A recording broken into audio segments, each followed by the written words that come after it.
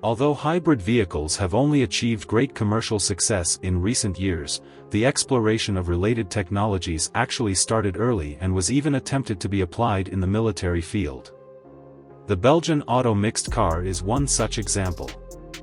The Auto Mixte hybrid car had an early start, with the earliest technology dating back to the late 19th century when a German designer, Henri Pieper, began the research and development. The first prototype was proposed in 1899, but unfortunately, Henri Pieper passed away in the following year. Regarding this first hybrid vehicle, it used an electric motor for starting, which was a new concept at the time. However, the electric motors and batteries were bulky and inefficient during that era. This hybrid system functioned more as an auxiliary power source, with the internal combustion engine driving the vehicle during normal operation, and the electric motor serving as an engine starter.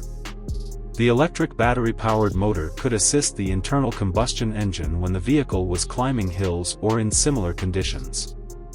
After Henri Pieper's design, another designer redesigned and built a hybrid vehicle in 1905, which was the Auto Mixte. The name was used due to its mention in the patent application process, and it has been called that ever since. Despite incorporating many innovative technologies, the company struggled in the early years of the 20th century.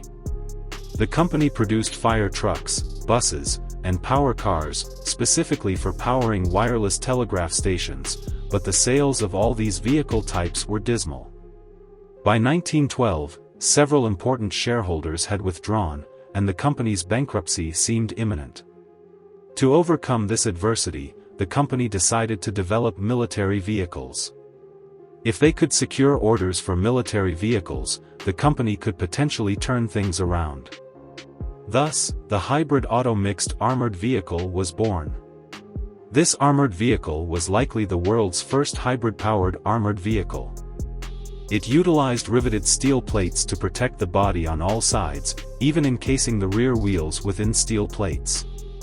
The front of the engine compartment had a certain degree of inclination, and the overall steel plate protection had a thickness of approximately 4 to 6 millimeters.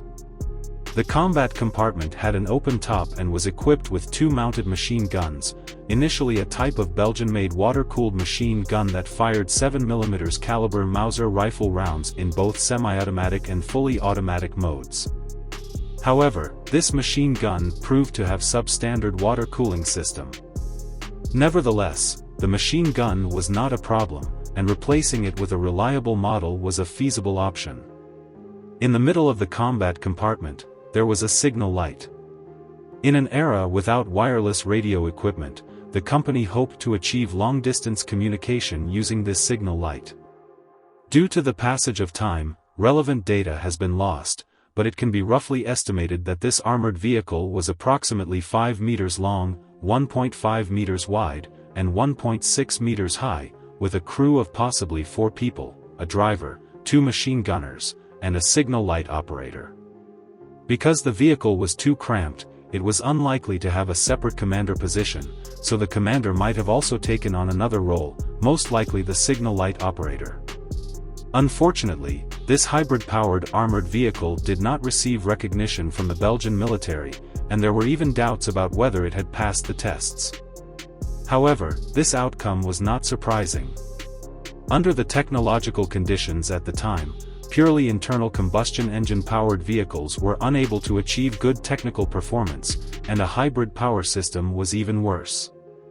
A set of batteries weighed several hundred kilograms, and combined with bulky electric motors, they provided minimal auxiliary power. Additionally, during normal operation, the internal combustion engine had to drive the heavy electric motor to generate electricity, consuming a portion of the power.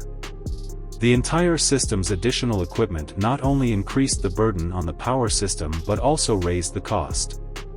This technological balance was not resolved until the recent emergence of high-capacity new batteries and the application of related concepts in new energy vehicles.